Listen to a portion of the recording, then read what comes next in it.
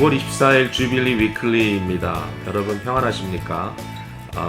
어느덧 가을이 아주 무르익어가는 그런 시즌이 됐습니다. 조금씩 색깔이 좀 바뀌고 있죠. 네. 교회 들어오는 입구에 나무 하나가 벌써 단풍이 많이 들어가지고 네. 예전보다 또 다른 느낌이네요. 우리 이번 주간의 금요 집회는요, 금요 기도회는 작년 일부 주간으로 하는데요. 물론 이제 여러분 다 초대했습니다만 야외에서 진행이 됩니다. 네.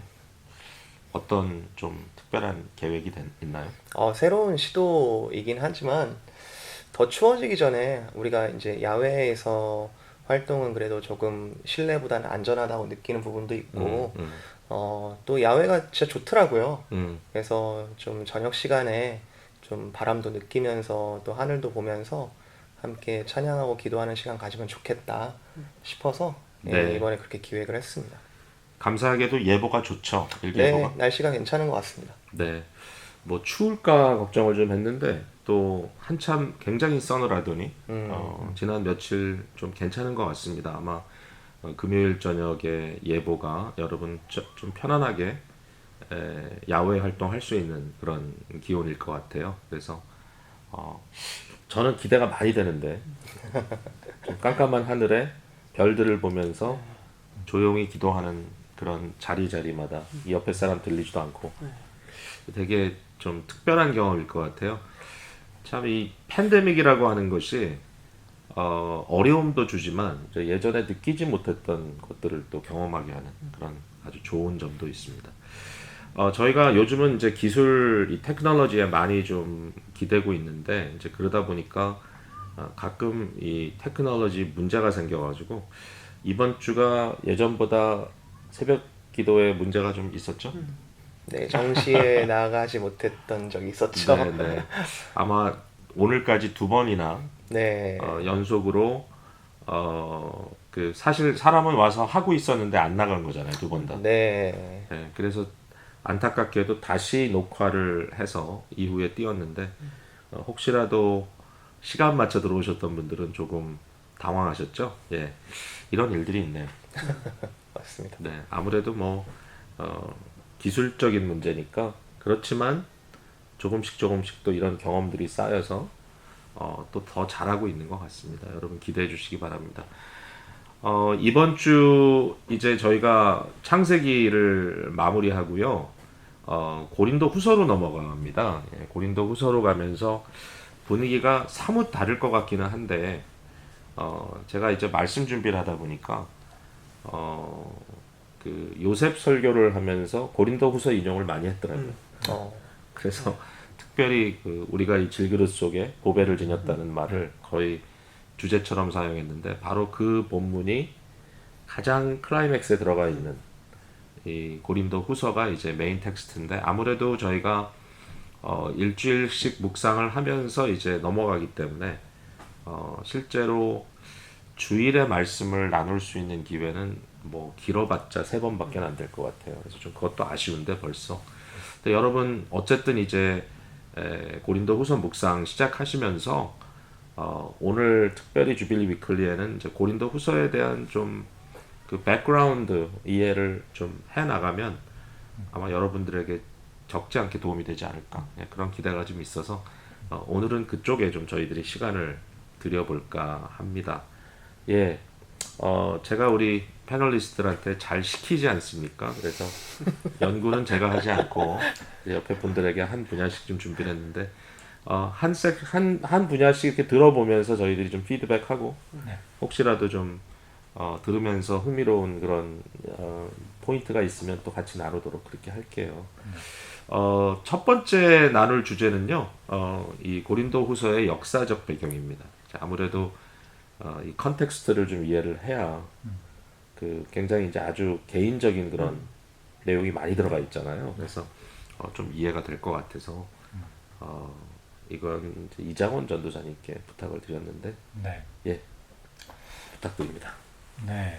이제 토요일부터 저희가 고린도 후서를 그 성경 읽기 스케줄에서 이제 보게 되는데 고린도 후서니까 당연히 전서를 생각하지 않을 수 없겠죠. 그래서 전후서가 이렇게 하나로 묶어서 생각을 하시면 좋은데 보통 저희가 이제 많이 하는 착각 중에 하나가 이게 고린도 전서는 First Corinthians이고 고린도 후서는 Second라고 그쵸, 얘기를 그쵸. 하잖아요.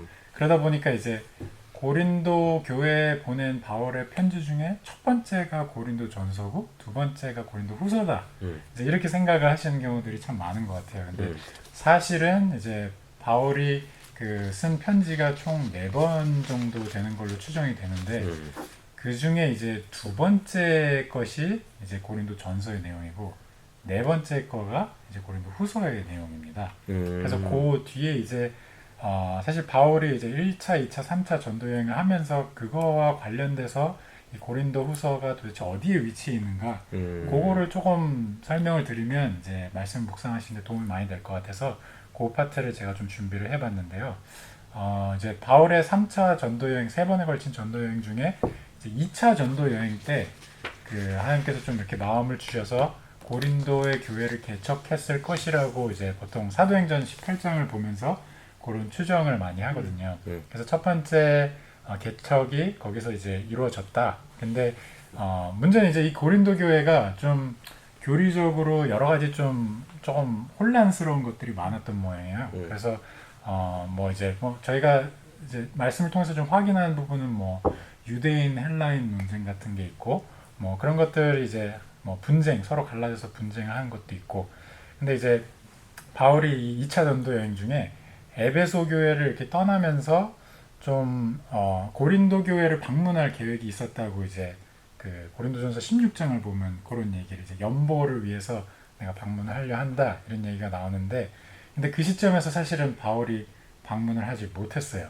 그래서 좀 사역이 그 지역에서 사역이 길어지고 그러다가 이제 뭐 결국에 본인이 가는 것 대신 이제 디모데를 대신 고린도 교회에 보내게 되죠.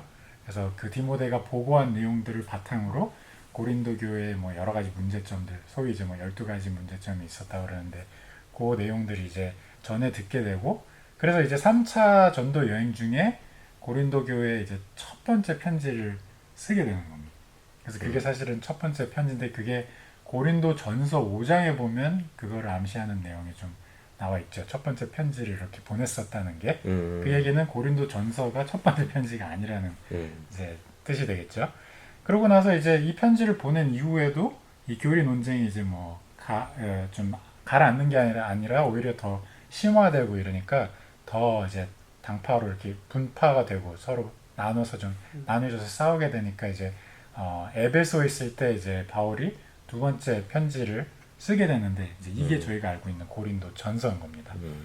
그래서 이 두 번째 편지를 쓰고 나서 고린도 교회를 다시 방문을 하게 되죠. 개척한 이후에 이제 두 번째로 방문하는 건데 이때 이제 바울이 경험했던 그 고린도 교회 경험이 그렇게 뭐 유쾌한 경험은 아니었던 것 같아요. 그 정도가 아니라 슬픈 아주 그렇죠. 아픈 아주 경험. 아픈 경험인데, 네. 그래서 이제 뭐 그 근본적인 이유가 일단 바울이 사도라는 거를 이 고린도 교인들이 의심을 하기 시작하고 이제 좀 바울의 말에 별로 신뢰를 안 주는 그런 일들이 있었던 거죠. 그래서 뭐 목회자들이 이런 경험들을 하게 될 때 굉장히 뭐 어려운 정말 힘든 순간들을 경험하잖아요. 그래서 그 경험을 이제 바울이 했던 것 같아요. 그래서 그때 그 경험을 토대로 이제 세 번째 편지를 이제 바울이 고린도 교회에 쓰게 되는데 그 편지를 쓰는 그 내용들은 이제 어떤 그 뭐 디모데를 통해서 들은 얘기들을 통해서 어떤 경고를 하고 이렇게 좀 회심할 수 있게 이렇게 인도하는 그런 글이었던 걸로 저희가 추정을 해볼 수가 있어요. 그리고 이제 고린도 후서 7장을 보시면 그때 이제 그렇게 그런 내용들을 썼던 거에 대해서 너희가 회개했다고 내가 들었다 이런 내용이 이제 고린도 후서의 7장에 등장을 하거든요. 그래서 그렇게 이제 이 바울이 그런 세 차례에 걸친 편지를 썼는데 그럼에도 불구하고 이제 여전히 이 바울을 인정하지 않고 이제 오히려 그런 질문들을 하는 사람들이 생긴 거죠. 아니 분명히 방문하겠다 그랬는데 왜 방문을 하지 않고 그러면서 하나님의 이 사도라고 얘기를 할 수 있느냐 이제 그런 질문들을 하는 사람들이 생기면서 이제 바울이 그에 대한 어떤 리스폰스로 이제 마게도니아에 있을 때 이제 빌립보라는 도시에서 쓰게 된 게 이제 이 네 번째 편지 고린도 후서인 겁니다. 그럼 정리를 해보면 네. 그 바울이 고린도 교회에 쓴 편지는 4번의 편지가 있었는데 추정되는 추정되는 게. 게. 근데 이제 첫 번째 편지는 남아 있지 않고, 네. 그러나 그런 편지가 있었다고 하는 힌트는 고린도 전서에 약간 등장하고, 그렇죠. 두 번째 편지는 고린도 전서로 우리에게 남겨져 있고, 네, 네. 그리고 세 번째 편지는 슬픈 편지는 눈물의 편지는 역시 우리가 갖고 있지 않고, 네. 그러나 고린도 후서의 그 편지에 대해서 조금 언급돼 있고, 네. 그리고 네 번째 썼던 편지가 고린도 후서인데 이게 우리에게 좀 주어져 있다. 맞습니다. 예, 그러니까 요 내용만, 사실 편지를 주고받은 내용만 생각해도 역사가 조금 이해가 되는 것 같아요. 네. 그러면 바울이 고린도 교회를 몇 번 찾아갔을까? 적어도 네 번째 편지인 이 고린도 후서를 쓰기 전에 2번 방문을 했던 거죠. 그렇죠. 처음에 개척한 시기, 네. 그 다음에 그 이후에 그러니까 고린도 전서를 쓰고 나서 방문을 하게 되네요. 맞죠? 두 번째 편지 쓰고 두 번째 방문을 하게 되죠. 그렇죠. 예. 두 번째 편지 쓰고. 그리고 나서 세 번째 편지를 쓰고 네. 방문을 못했죠. 못했죠. 예, 못했죠. 못하고 이 편지를 썼을 것이고, 네. 그 이후에는 방문을 했다라고 볼 수 있겠죠. 어떻게 생각하세요? 그러게요. 방문을 했겠죠. 네. 네. 그러니까 다시 이제 마게도니아와 아가야에서 헌금을 받아서 예루살렘으로 전달되는 것으로 그렇죠. 생각할 수 있죠. 그렇죠. 상황은. 네. 근데 네. 어쨌든 여러분 참 이 바울 사도와 고린도 교회의 관계는 예사롭지 않죠. 그죠? 일단은 본인이 개척을 하고 세웠던 교회이고, 네.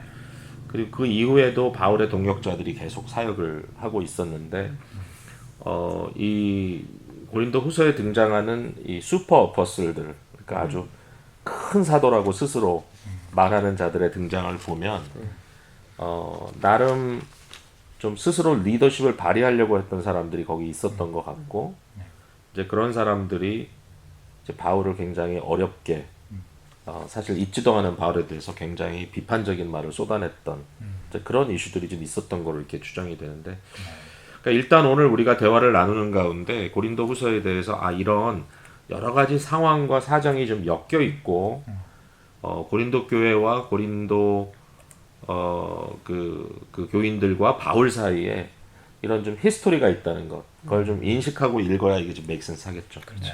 네, 그게 좀 중요한 포인트 같은데. 자, 그럼 한번 아웃라인을 한번 대강 한번 파악해 볼까요? 예, 네. 전체 구조. 제가 전체 구조를 좀 준비를 해봤는데요. 사실 나름대로는 좀 정리를 해봤는데 여러 가지 자료를 찾아보니까 일치하는 구조가 단 한 건도 없더라고요. 그만큼 이제 좀 다양한 견해들이 있어서 제가 다시 한번 쭉 읽어보면서 간단하게 정리를 해봤는데요. 네. 일단 서론, 본론, 결론으로 좀 오케이. 나눠봤습니다. 그래서 서론 부분에는 이제 1장 1절부터 11절까지, 그래서 찬송과 위로, 이 바울 서신에 들어가 있는 바울이 전하고 있는 위로와, 그리고 그 이후에는 이제 아시아에서 좀 바울이 당했던 고난들에 대해서 바울이 잠깐 언급을 하는 부분이 있고요. 그 다음부터 이제 본론 부분이 상당히 좀 길다고 생각할 수 있는데 1장 12절에서부터 마지막 장 13장 10절까지입니다. 그래서 이 부분에는 사실 상당히 많은 주제들과 또 목사님 또 나눠주셨던 것처럼 이 고린도 교회와의 갈등 안에서 바울이 계속해서 자신의 사도직을 변호하고 또 그들에게 있었던 문제들을 다시 이야기하고 또 가고자 했었는데 가지 못했던 이유도 설명하는 부분도 있고요. 그리고 그 교회 안에 있는 좀 거짓 사도들에 대한 경고와 그들의 정체도 밝히는 부분들이 있습니다. 그리고 8장과 9장에는 아까 말씀해 주셨던 그 연복의 참여를 촉구하는 부분이 있고요.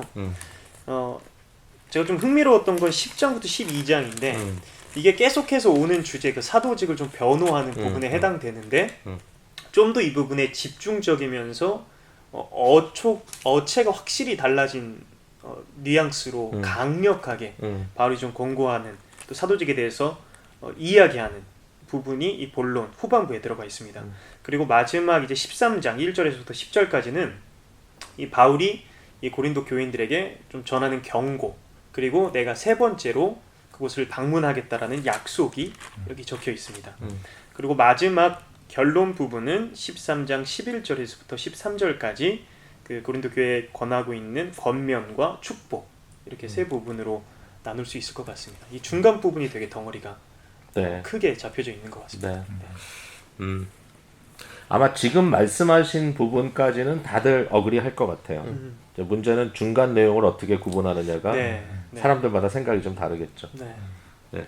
한 가지 뭐 재밌는 사실은 우리 한국 교회 거의 일반적으로 목사님들이 사용하는 축도가 그렇죠. 네. 고린도후서 13장 13절이라는 것. 네. 예, 거기에다 조금 살을 붙이기도 하지만 기본적인 이 베네딕션의 그 틀은 그 내용은 바로 여기서부터 온다는 걸 여러분 생각하시면 또 재밌을 것 같아요. 익숙하신 내용이니까요.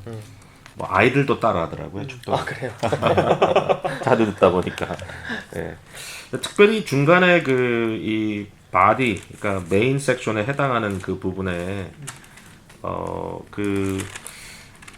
이렇게 느낌에는 크게 한 세 가지로 갈라지는 것 같긴 해요. 그래서 그 1장 12절부터 7장까지, 네. 그 다음에 이제 8장 9장에 아까 얘기했던 연보에 대한 이야기, 그리고 10장에서 그 끝까지는 사도직에 대한 변호. 네. 그래서 이제 앞부분에 나와 있는 것은 이제 어떻게 보면 약간 밀당하는 느낌 같기도 하고, 지금 고린도 교회가 주었던 아픔에 대해서도 이야기하고, 그러나 이제 그 먼저 보냈던 편지를 통해서 사실 좀 자기가 너무 심하게 하지 않았나 직접 굉장히 고민을 했는데, 감사하게도 돌아온 뉴스는 그 좀 뭔가 이렇게 찌르는 듯한 아픈 그런 편지였음에도 불구하고 고린도 교회인들이 대다수가 도리어 그것을 순종하고 회개하고, 그래서 이것은 하나님의 뜻대로 하는 근심이었다. 바울이 많이 릴리브가 되고 거기에 대해서 고마움을 표시하고 서로의 사랑을 다시 확인하는 이제 그런 내용들이 이제 주로 등장을 하는 것 같아요. 근데 그 안에 좀 이렇게 보면 굉장히 그 소망에 찬 그런 네. 메시지가 굉장히 많죠. 현재 상태에 대해서는 고난을 피할 수가 없지만 거기에 하나님의 위로가 있을 뿐만 아니라 장차 임할 영광의 무게가 거대하다.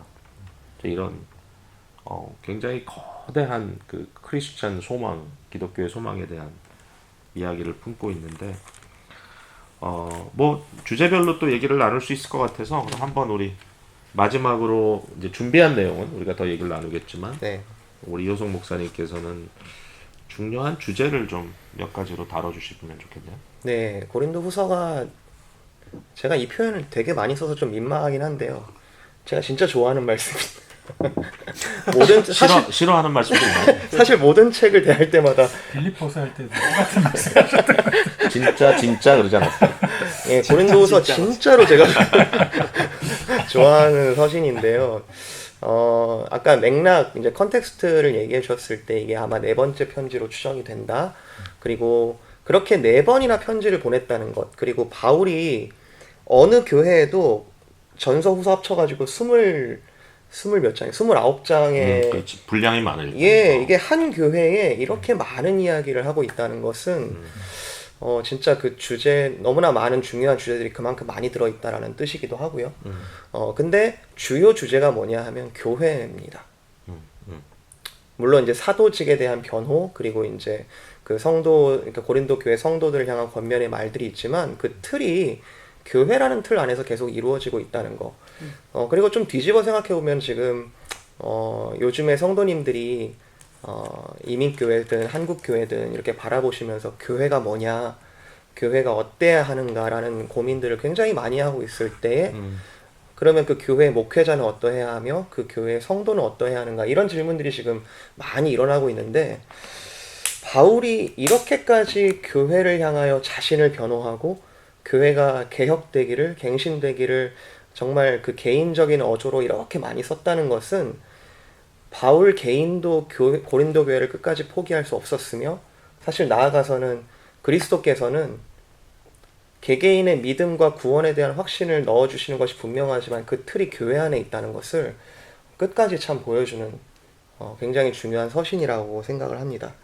중요한 주제가 여러 가지 있지만 크게 보면은 바울이 자신을 변호하면서 내가 참 사역자다라는 것을 이야기하는과 동시에 참 교회의 사역자는 어떠한 모습인가를 당시의 거짓 교사들과의 어떤 비교를 통해서 드러내고 있습니다. 하나님의 교회를 섬기는 자, 그런 참 목회자의 상이 어떠해야 하는가라고 했을 때 바울이 자신의 경험과 자신이 생각하는 것만이 아니라 자신의 실제적인 삶을 오픈해 가면서 참 목회자는 이런 것이다. 근데 거기서 중요하게 드러나는 주제가 고난이죠. 목회자로서 어떤 겪고 있는 많은 고난들에 대하여 내가 이렇게 하였다, 이렇게 생각하였다, 이렇게 반응하였다, 이런 모습들을 이제 계속해서 말을 하고 있는데 이것은 여기 있는 저도 그렇고 목회자로서 진짜 소명에 입각해서 들어야 될 말씀이라고 생각을 하지만 동시에 지금 그리스도의 몸된 교회로 다 이게 성도님들이 다 몸에 연결이 되어 있는데 그럼 우리 교회는 어떤 모습인가 라는 부분들을 돌아볼 수 있는 좀 좋은 이렇게 예시, example이라고 생각을 합니다. 거기에 비추어서 또 하나의 중요한 주제는 참 목회자가 누구냐라고 한다면 그 참 목회자를 여러분들은 분별할 수 있는가를 바울은 되묻고 있습니다. 당신들이 지금 당신들의 교회에서 목회자가 이러한 모습들을 보이고 있다면 또는 거짓 교사들이 와서 자신들이 참 목자라고 이야기하고 있는 이 상황 가운데 당신들은 분별을 하고 있습니까? 되묻고 있는데 그 분별의 기준은 당신들은 그리스도의 말씀에 정말로 접붙여져 있고 그리고 그 말씀을 적용하며 매일매일 살고 있습니까? 교회라는 그 문제들이, 교회에 발생하는 문제들이 어느 날 빵빵 터지는 것 같아 보이지만 그 이슈들이 발생할 때 분별할 수 있고 바르게 대처할 수 있는 것은 평소의 성도의 삶의 모습인 것 같아요. 그 부분들을 계속해서 이야기를 하고 있습니다. 요 두 개가 이제 사실은 아까 연보에 대한 7, 8장에 대한 내용 앞뒤로 조금 어조가 달라지긴 하지만 앞뒤로 전체적인 맥락을 끌고 오는 주제고요. 참 목회자상, 그리고 거기에 따른 성도의 반응, 그리고 중간에 있는 연보에 대한 이야기가 이렇게 문제가 지금 많고 정말 시급한 문제들이 막 빵빵 터지는 것 같은 이런 고린도 교회이지만 약한 자들 그리고 어려운 자들을 향한 그리스도의 손길을 계속해서 펼쳐야 한다는 것을 또 8, 9장 연보 헌금에 대해서 또 촉구를 하고 있습니다. 교회됨에 대해서 계속해서 얘기를 해주고 있는 것 같습니다.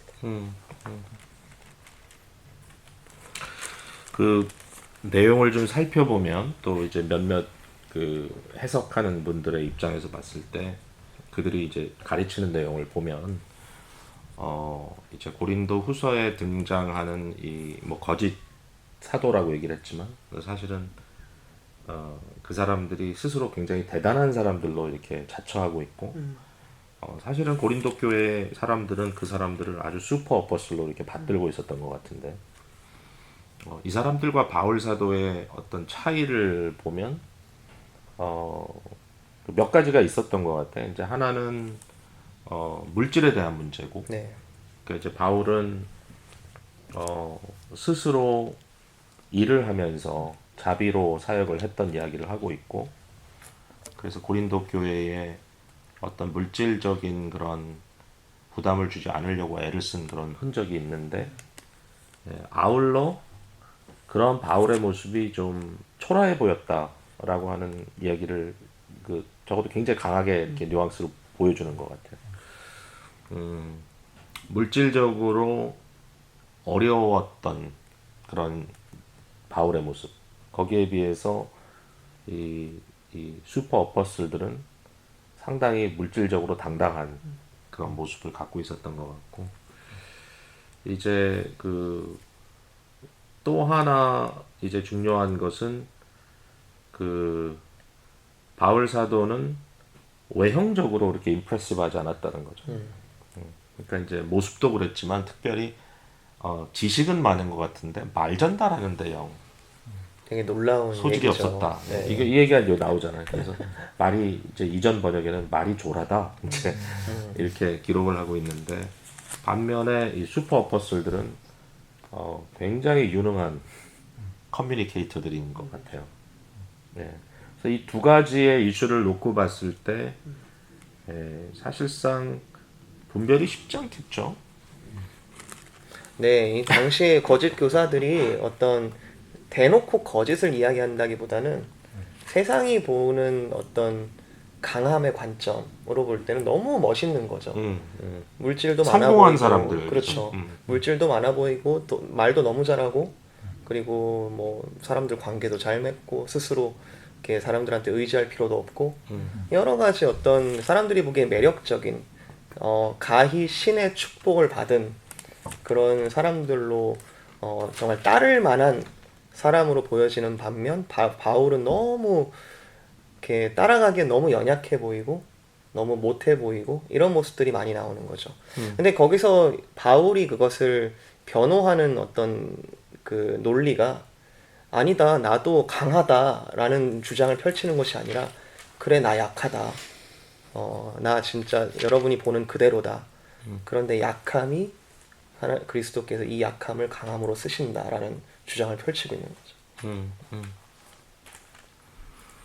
그 어떤 해설을 보니까 이런 표현을 썼더라고. 그러니까 이제 바울 사도가 자기를 증명하는 굉장히 중요한 포인트로 영어로 cruciform, 그러니까 십자가의 형태를 이제 cruciform이라고 이렇게 하면서 cruciform에 해당되는 라이프스타일, 예수 그리스도의 십자가를 드러내는 삶이라는 거죠. 그러니까 이제 그거는 그 고난을 통하여 도리어 내 힘으로는 할 수 없지만 그러나 그것을 극복하시는 하나님의 은혜, 그게 이제 구원이고 그게 부활인데 이제 그러한 것들을 도리어 드러내는 그러한 모습으로 내가 존재하지 않았느냐, 그걸 이제 이야기를 하고 있다고 하는데 현실적으로 지금 이런 이야기가 굉장히 은혜스럽고 좀 오늘도 이것을 이제 성경의 어떤 그 내용으로 해석하면서 전달했을 때 맞아, 우리가 정말 봐야 하는 것은 그리스도의 고난과 십자가야. 그러니까 사역자들에 대해서 우리가 좀 집중해서 봐야 되는 것은 연약하지만 그 안에 역사하는 그리스도의 은혜, 하나님의 은혜야. 좀 유능하진 않지만 바울이 유능하지 않다는 건 좀 믿어지진 않는데 굉장히 처음 너무 겸손한 줄 알았어. 근데 사실상 그런 말이 있었다는 거예요. 네, 그러니까 그의 편지는 힘이 있으나 말은 직접 보니까 아니다. 이거 진짜 사실 그것 때문에 두려워서 바울이 다시 안 간 거 아니야. 그다음에 내가 갔을 때 그 휴밀리에이션 당할 것 같다. 그 두려움이 대단하잖아요. 너무 현실적이죠. 그러니까 내가 너희들 앞에 짠하고 나타났을 때 와, 드디어 오셨구나, 오실 분이 오셨구나. 그리고 엎드려지는 게 아니라 그냥 편지만 쓰는 게 날 뻔했는데 이제 이런 반응이 온다면 네. 도리어 안 오시는 게 날 뻔했는데 어떻게 생각하세요? 다 우리 저 사역하시는 분들인데 제가 봤을 때는 이 자리에 계신 분들은 말도 졸하지 않고 그리고 외형적으로 봐도 뭐 이력적으로 봐도 다 내보낼 게 볼 게 있는 분 같은데. 네. 아마 우리 성도님들이 보면서 근데 우리 교육자들은 너무 잘 나가는 거 아니야? 이럴 수도 있는 것 같은데 약간. 근데 이런 말씀을 들었을 때 어떤 느낌이 오시는지 교육자로서. 저는 이거 읽으면서 그러니까 제가 만약에 바울이었으면 와 정말 너무 힘들었겠다. 그러니까 물론 다 예상이 좌절이 되지만 되겠죠. 와 당신 진짜 별로예요. 뭐 이렇게 좀 별로 좋은 목적 아니에요. 이렇게 그냥 대놓고 들은 거 아니에요 바울이요. 그러니까 그 얘기를 들으면 나는 어떤 반응을 할까? 담대하게 바울처럼 내가 나의 지혜로 하지 않고 하나님의 지혜와 은혜로 했고 너가 지금은 나를 부분적으로 알지만 이후에 예수 그리스도의 날에는 내가 너희의 자랑이 되고 너희가 나의 자랑이 된다.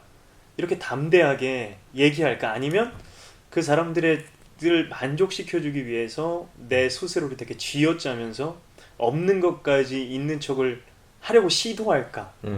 생각을 해보니까 저는 좀 후자를 선택하는 게 훨씬 더 제 삶에서 그게 더 자연스럽게 갈 수도 있겠다 이런 생각이 좀 들더라고요. 이 본문을 읽으면서. 그러니까 이게 바울이 변호를 한다고 말하지만 사실은 변호라기보다는 이 교인들에게도 그 길이 옳은 길이 아니라 내가 그리스도께서 나를 통해서 전하고 있는 이 내용을 너희가 올바르게 받아들여야 된다라고 어찌 보면 교회를 바른 방향으로 이끌기 위해서 자신을 변호하는 건 거죠. 그렇게 생각해봤을 때 목회자로 또 교회를 섬기는 자로서 어떤 자랑을 가져야 하고 또 어떤 목적에서 어떤 행동을 해야 하는가 이런 것들에 대해서 좀 많이 생각하게 되더라고요. 네. 근데 사실 내가 생각했던 나의 반응은 이제 여러분이 이제 어떻게 생각할지 모르겠지만 바울이 고린도 교회만 있는 게 아니잖아요. 바울은 그렇죠. 그 교회에 네. 있는 사역자가 아니라 사실은 아이티네리 하는 이제 선교사고 네. 적어도 관계적으로 봤을 때 그래도 바울과 함께 목놓아 울어줄 수 있는 에베소 장로님들도 계셨고 그러니까 뭔가 자기의 입장에서 자기의 어떤 그 존재감을 채워줄 수 있는 사람들이 주위에 사실 많단 말이에요. 목숨을 내놓을 정도로 사랑하는 사람들. 브루스길과 아길라도 있었고 물론 고린도 연결된 사람이지만 근데 이 정도 되면 나 같으면 이제 어떻게 하냐면 그래 그만하자 이렇게 할 것 같아. 네. 내가 너와 관계를 더 가질 필요가 뭐가 있냐. 더군다나 이 편지가 4번째 편지라고 그랬잖아요. 그러니까 이렇게까지 이것을 질질 끌고 가야 될 필요가 있을까. 더군다나 이제 그 사람들은 바울에 대해서 좀 재정적인 문제에 대해서 좀 쫀쫀하다. 약간 그런 느낌을 갖고 있는데 구테여 8장 9장에 나와 있는 연보 얘기를 꺼낼 필요가 있는가. 근데 이게 비굴함이 아니고 그러니까 이게 비굴함이 아니라 사실은 그런 거잖아요. 그러니까 반응을 안 해 상대가. 그리고 사실 나를 모욕해.